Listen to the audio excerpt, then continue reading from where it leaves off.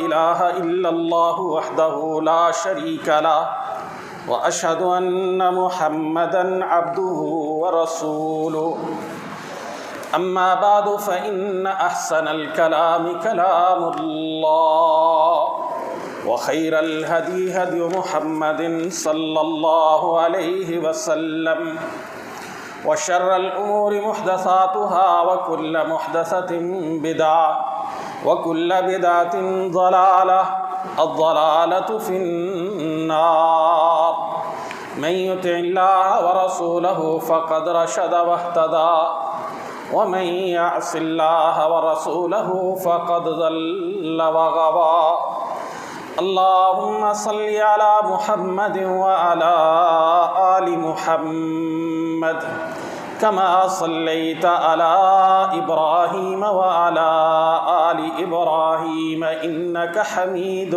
مجيد اللهم بارك على محمد وعلى آل محمد كما باركت على إبراهيم وعلى آل إبراهيم إنك حميد مجيد رب اشرح لي صدري ويسر لي أمري واحلل عقدة من لساني يفقهوا قولي أما بعد فأعوذ بالله من الشيطان الرجيم بسم الله الرحمن الرحيم أرأيت الذي يكذب بالدين فذلك الذي يدع اليتيم ولا يحض على طعام المسكين فويل للمصلين الذين هم عن صلاتهم ساهون الذين هم يراءون ويمنعون الماعون۔ حمد و ثنا اللہ رب العزت کے لیے، درود و سلام امام الانبیاء حضرت محمد مصطفیٰ احمد مجتبیٰ صلی اللہ علیہ وآلہ وسلم کے لیے۔ گزشتہ جمعہ خطبے کے دوران سورۃ الماعون میں اللہ رب العزت کی طرف سے بدبخت لوگوں کی بیان کردہ صفات میں سے 3 صفات کا ذکر ہوا تھا، جو کہ پہلی 3 آیات میں مذکور ہیں۔ صرف ان کو دہرا کر اگلی 3 صفات کا ذکر تفصیل سے کروں گا۔ اللہ رب العزت نے سورت کے آغاز میں ارشاد فرمایا، ارأیت الذی، کیا تم نے دیکھا اس شخص کو کہ کس قدر حقیر، گھٹیا، رذیل انسان ہے وہ؟ کون؟ الذی یکذب بالدین، وہ جو حساب کتاب کے دن کو اور حساب کتاب کے معاملے کو نہیں مانتا، اس کا انکار کرتا ہے۔ اور دوسری حرکت اس میں کیا ہے؟ یدع الیتیم، وہ یتیم کو دھکے دیتا ہے، یتیم پر شفقت کا ہاتھ رکھنے کی بجائے اس کو دھتکارتا ہے۔ اور تیسری اس کی خصلت یہ بیان فرمائی، ولا یحض علی طعام المسکین، وہ مسکین کو کھانا کھلانے پر لوگوں کو آمادہ نہیں کرتا، یعنی بخیل اور کنجوس حد درجے کا ہے، خود بھی نہیں کرتا، کسی اور کو بھی نہیں کہتا۔ اب آگے اللہ رب العزت نے 3 اور خصلتیں اگلی 4 آیات میں بیان فرمائی۔ ہم ان کے بارے میں تھوڑا سا غور کرتے ہیں کہ کہیں خدا نخواستہ ہمارے اندر تو وہ نہیں پائی جاتی۔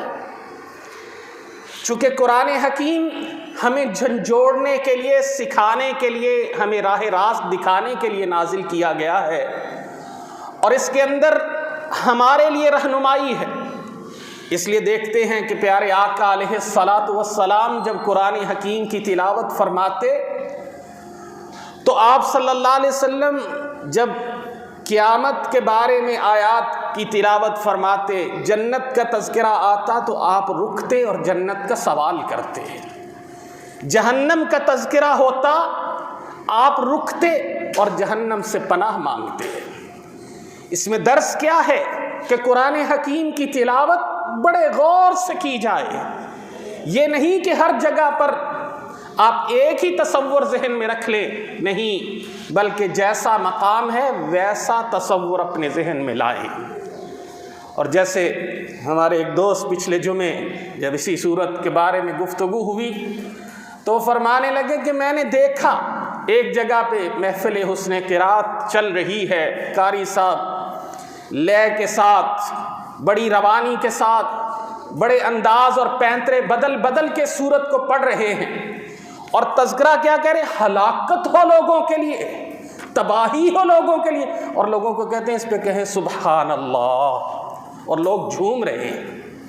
یہ خوف کا مقام ہے۔ ایک تو سبحان اللہ ہے، اللہ کی عظمت کا اقرار، اور ایک ہے جھومنا۔ ہمیں یہ معلوم ہونا چاہیے، چونکہ قرآن کا تصور تو واضح ہے، جیسے ہم سورۃ الرحمن میں دیکھتے ہیں بات ایک ہی ہے۔ جنت کا ذکر آیا تو وہاں بھی فَبِأَيِّ آلَاءِ رَبِّكُمَا تُكَذِّبَانِ، تم اپنے رب کی کون کون سی نعمت کو جھٹلاؤ گے۔ جہنم کا تذکرہ ہوا تو وہاں بھی یہی کہا فَبِأَيِّ آلَاءِ رَبِّكُمَا تُكَذِّبَانِ، تم اپنے رب کے کس کس احسان کو بھول رہے ہو کہ جس کی وجہ سے تم جہنم میں گر جسکتے ہو۔ اب وہاں پر تصور ذہن میں ہونا ضروری، تو اس لیے جب ہم قرآن حکیم کی تلاوت کر رہے ہوتے ہیں تو ہمیں معلوم ہونا چاہیے کہ ہم کیا کر رہے ہیں، چونکہ جیسے عدم علم کی بنیاد پہ انسان حرکتیں کرتا ہے، ان حرکتوں میں سے ایک آدھی بار شاید میں نے پہلے بھی ذکر کیا کہ ایک بچی ہمارے گھر میں لائی گئی، تو اس بچی کے بارے میں کہا گیا رو رہی ہے، بالکل بلک رہی ہے، کبھی چپ نہیں کرتی، سوکھتی جا رہی ہے۔ پوچھا بھی اس کا نام کیا رکھا ہے؟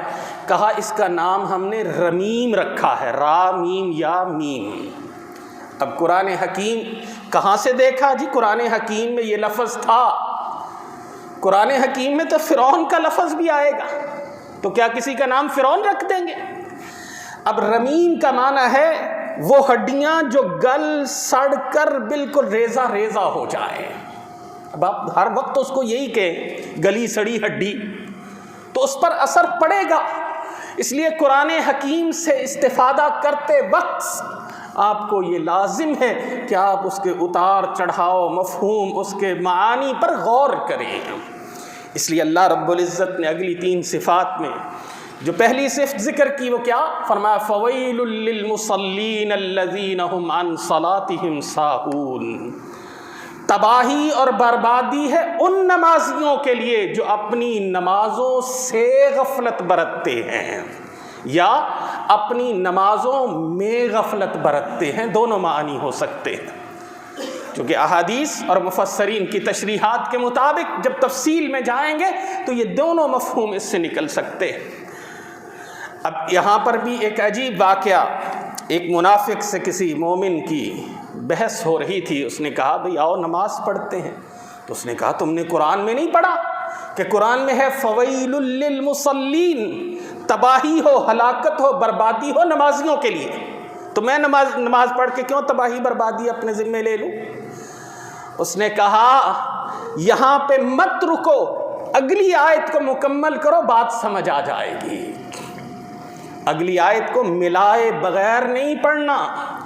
اس لیے قرآن کے پڑھنے کے بارے میں کیا کہا کہ اس کو عربوں کے لہجے پہ پڑھو، اس کے پڑھنے کے تقاضے پورے کرو۔ اگر کوئی شخص تلاوت کر رہا ہے اور خدا نخواستہ تلاوت کرتے وقت وہ یہاں پہ رک جائے فَوَيْلٌ لِّلْمُصَلِّينَ اور اللہ اکبر کر کے رکوع میں چلا جائے، تو کیا کہا جائے گا کہ اس نے تو اپنے لیے خود تباہی کا اعلان کیا کہ بربادی ہو نمازیوں کے لیے۔ نہیں، نمازیوں کے لیے نہیں، تباہی ہو ان نمازیوں کے لیے جو اپنی نمازوں سے غفلت برتتے ہیں۔ یہ جب تک جملہ مکمل نہیں کریں گے بات نہیں سمجھ آئے گی، کیونکہ اسی طرح قرآن حکیم میں دوسری جگہ پر اللہ رب العزت نے فرمایا لا تقربوا الصلاۃ وانتم سکارى، نہ قریب جاؤ تم نماز کے اس حال میں کہ تم مدہوش ہو، نشے میں ہو۔ جس وقت چونکہ نشہ آور چیزوں کی مکمل طور پر ممانعت نہیں آئی تھی، تو اس سٹیج پہ یہ کہا گیا کہ اگر خدا نہ خواستہ تم نے کوئی چیز وہ لے رکھی ہے، مدہوشی میں ہو، تو نماز مت پڑھنے آنا۔ اب اس کو اگر کوئی آدھا کر کے پڑھ لے، اور قرآن نے منافقین اور کفار کی یہی خصلت بیان کی، یؤمنون ببعض الکتاب ویکفرون ببعض، قرآن کے کچھ حصے پر عمل کر لیتے ہیں، کچھ کا انکار کر دیتے ہیں۔ مومن کی صفت اسی لیے ذکر کی، مومن کو اسی لیے پابند کیا کہ ادخلوا فی السلم کافہ، کہ تم مکمل کے مکمل اسلام میں داخل ہوو گے۔ اس لیے اس نے کہا کہ یہ یؤمنون بالغیب، یہ ہر چیز پر ایمان لاتا ہے، یہ نہیں کرتا کہ چوز کرتا ہے، جو اس کو پسند آیا اس پر عمل کر لیا، جو نہ پسند آیا اس کو چھوڑ دیا۔ تو جب اس منافق کو یہ جواب دیا گیا تو تب اس کو سمجھ آئی کہ کسی علم والے کے ساتھ میرا واسطہ پڑا ہے۔ جیسے آج جو ہلاکت طبقہ آپ کو نہ جانے ایسی ایسی حرکتیں بتاتا ہے، جیسے اسلام آباد میں ریاست مدینہ کے دعوے داروں نے ایک مندر کی بنیاد رکھ کے کئی لوگوں سے فتوے لینے شروع کر دیے، جو یہ فتوے دیں کہ جی اقلیتوں کے حقوق ہیں، ہم ان کے حقوق مانتے ہیں، کوئی ان کے حقوق کا منکر نہیں ہے، اقلیتیں اس ملک میں رہنے والی مینورٹیز وہ اس ملک کا حصہ ہیں، ان کو ان کے حقوق دیے جانے چاہیے۔ لیکن یہ کہاں کا انصاف ہے کہ آپ مسجد کا پیسہ، آپ مسلمانوں کی عبادت گاہوں کا پیسہ، مسلمانوں کا ٹیکس لے کر ان کی عبادت گاہیں تو بنائیں اور مسلمانوں کی عبادت گاہوں کو گرائیں؟ آپ مسلمانوں کا خون نچوڑ کر بت خانے قائم کریں؟ یہ ریاست مدینہ ہے۔ اور اگر یہ کہا جائے جی اس سے پہلے کے حکمرانوں نے بھی ایسا کیا تھا، تو سارے ایک ہی حمام میں نہانے والے ہیں، یہ کوئی مختلف نہیں ہے۔ آپ نے کسی کی جانب سے، کسی سیاسی جماعت کی طرف سے کوئی بیان نہیں سنا ہوگا، اس لیے کہ وہ سب ایک ہی تصور۔ ہم کہتے ہیں ان کو ان کے حقوق دیجیے، لیکن مسلمانوں کے حقوقوں پہ ڈاکہ نہ ڈالیے۔ مسجدوں پہ، مدرسوں پہ پابندیاں، یہاں پر بل بھی ڈبل ڈبل ٹرپل ٹرپل، اور وہاں پر آپ کی نوازشوں کا عالم یہ ہے کہ آپ کہتے ہیں غریب کو دینے کے لیے پیسہ نہیں ہے، ملازم کی تنخواہ بڑھانے کے لیے پیسہ نہیں ہے، اربوں روپے جا کے آپ کرتارپور پہ لگا دیتے ہیں، آپ کروڑوں روپے مندروں پہ، بت خانوں پہ لگاتے ہیں، اور پھر دعویٰ کرتے ہیں کہ ریاست مدینہ قائم کرنے جا رہے ہیں۔ یہی بات اللہ رب العزت یہاں سمجھا رہے ہیں، فویل للمصلین، تباہی اور بربادی ہے ان نمازیوں کے لیے، الذین هم عن صلاتهم ساہون، وہ جو اپنی نمازوں سے غافل، اپنی نمازوں میں غافل، نمازیں پڑھ کر بھی اللہ کے دین سے غافل۔ آج یہی صورتحال ہے کہ نماز پڑھنے والا نمازی ایسی نماز پڑھ رہا ہے کہ جس کے بارے میں اقبال بھی چیخ چیخ کے کہتا گیا، ایسی نماز سے گزر، ایسے امام سے گزر۔ رسول اللہ صلی اللہ علیہ وسلم سے جب اسی آیت کے بارے میں پوچھا گیا کہ یہ نماز میں غفلت تو ہم میں سے ہر ایک کے اندر آ جاتی ہے کہ ہم جب نماز میں کھڑے ہوتے ہیں کئی بھولی باتیں یاد آ جاتی ہیں، کئی پرانے قصے یاد آ جاتے ہیں، کئی مسئلے سالو کرنے اور حل کرنے شروع کر دیتے ہیں۔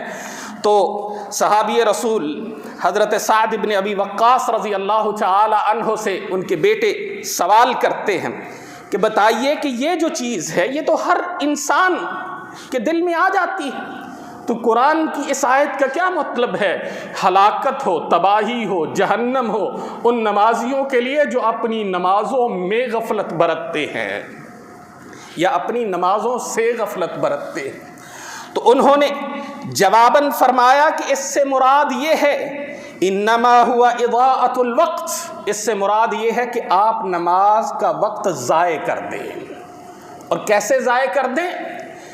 یہ تھے بصیرت والے زیرک لوگ، کل کی آنے والی صورتحال اللہ رب العزت نے ان کے سامنے آشکارا کر رکھی تھی، اور وہ بات کی جس میں آج ہم میں سے 99.99% لوگ مبتلا ہیں۔ اللہ ہمیں اس سے محفوظ فرمائے۔ اور وہ بات کیا کی؟ فرمائے یلہو حتی یضیع الوقت، وہ فضول کاموں میں لگا رہے گا یہاں تک کہ نماز کا وقت گزر جائے گا۔ اور فضول کاموں میں آج سب سے بڑا ہمارے ہاتھ میں یہ گیجٹ ہے، جس میں چاہے آپ بیٹھے کسی عالم دین کی تقریر سن رہے ہیں، لیکن اگر نماز کو گزار دیا تو ایسی تقریر کسی فائدے کی نہیں۔ چاہے آپ قرآن کی تلاوت سن رہے ہیں، آپ نے باجماعت نماز کو چھوڑ دیا تو آپ نے بہت گھاٹے کا سودا کیا۔ حضرت عمر رضی اللہ تعالی عنہ اکثر و بیشتر فجر کی نماز پڑھاتے تو پیچھے مڑ کر دیکھتے، صفوں میں جائزہ لیتے کہ کون نماز میں غائب ہے۔ ایک دن ایک اور ساتھی غائب تھے، ان کے گھر پہنچ گئے، جا کے پوچھا تو ان کی اماں نے کہا کہ رات وہ دیر تک عبادت کرتے رہے اور صبح ان کی آنکھ نہ کھل سکی۔ تو فرمایا اپنے بیٹے کو عمر کا پیغام دے دینا کہ بہتر تھا کہ تم عشاء پڑھ کے آ کے سو جاتے اور فجر کی نماز باجماعت پڑھ لیتے، تمہاری رات کی عبادت بہتر نہ تھی۔ تو حضرت سعد بن ابی وقاص رضی اللہ تعالی عنہ نے یہی نقطہ سمجھایا کہ اس آیت کا مفہوم یہ ہے کہ انسان نماز کے اوقات کو ضائع کر دے۔ اور یاد رکھیے، نماز وہ بنیادی عمل ہے جس کی بنیاد پہ ایک مومن دیگر اعمال کی توفیق حاصل کرتا ہے۔ جس کی نمازیں ٹھیک، اس کے باقی اعمال میں انشاءاللہ برکت ہوگی۔ اور قیامت کے بارے میں خود رسول اللہ صلی اللہ علیہ وسلم نے ارشاد فرمایا، سب سے پہلے اسی کا حساب لیا جائے گا جس کی نمازوں کے حساب کتاب میں وہ بندہ پورا نکلا، امید کی جاتی ہے کہ باقی حساب کتاب میں بھی وہ کامیاب ٹھہرے گا۔ اسی طرح رسول اللہ صلی اللہ علیہ وسلم نے ایک ایک نماز کی اہمیت، جیسے عصر کی نماز کے بارے میں فرمایا، من ترک صلاۃ العصر فقد حبط عملہ، جس نے ایک نماز عصر چھوڑ دی اس کے سارے اعمال برباد ہو گئے۔ اور دوسری حدیث میں یہ بھی الفاظ ہیں، اس کے مال میں، اس کی جان میں، اس کے گھر میں، ہر چیز میں بے برکتی پیدا کر دی جائے گی۔ تو اس خصلت کو ہم اگر اپنے اوپر اپلائی کر کے دیکھیں تو کثرت سے یہ پائی جاتی ہے کہ اگر ہم نمازی بھی ہیں تو ایسے نمازی ہیں جو نمازوں سے بھی غافل، کہ وقت پہ نہیں پڑھ رہے، دیر کر رہے ہیں، تقاضے پورے نہیں کر رہے، اور نمازوں میں بھی غافل کہ نماز میں کھڑے ہیں تو کہیں اور پہنچے ہوئے ہیں۔ علیحدہ بات ہے، انسان ہیں، ہمارے اندر یہ باتیں رسول اللہ صلی اللہ علیہ وسلم سے پوچھا گیا، یہ آ سکتی ہیں یہ باتیں، لیکن آپ نے علاج کیا بتایا کہ تم فوراً اپنی توجہ کو دوبارہ نماز کی طرف لاؤ، اور وہ کب آئے گی؟ جب ہمیں ترجمہ آتا ہوگا، جب میں ترجمہ پڑھ کے یہ پڑھوں گا، فویل للمصلین الذین هم عن صلاتهم ساہون، مجھے اس کا ترجمہ آتا ہوگا کہ تباہی، بربادی اور ہلاکت ہے ایسے نمازی کے لیے جو اپنی نماز میں غافل ہے، تو میں کانپ جاؤں گا۔ جیسے اللہ نے کہا ایمان والوں پر جب قرآن کی تلاوت کی جاتی ہے وہ کپ کپی طاری کر لیتے ہیں اپنے اوپر، ان کے رونگٹے کھڑے ہو جاتے ہیں، وہ کانپنے لگ جاتے ہیں اللہ کے خوف اور ڈر سے۔ اس لیے ہمیں ان چیزوں کا خیال رکھنا چاہیے۔ جیسے رسول اللہ صلی اللہ علیہ وسلم نے فرمایا کہ کچھ نمازی نماز پڑھتے ہیں، ان کو نماز کے 10ویں حصے کا ثواب ملتا ہے، کسی کو 9ویں حصے کا، کسی کو 8ویں حصے کا، کسی کو 7ویں حصے۔ یہ ساری باتیں اس لیے بیان کی کہ ہم کوشش کریں، جیسے ہم دنیا میں ہمیشہ ایکسل کرنے کی کوشش کرتے ہیں کہ ٹاپ پہ ہوں، ہم سب سے آگے بڑھیں، ہم سب سے اونچی جگہ پہ ہوں، ہم سب سے بہتر ہوں، تو نمازوں میں بھی ہمیں سب سے بہتر ہونے کی کوشش کرنی چاہیے۔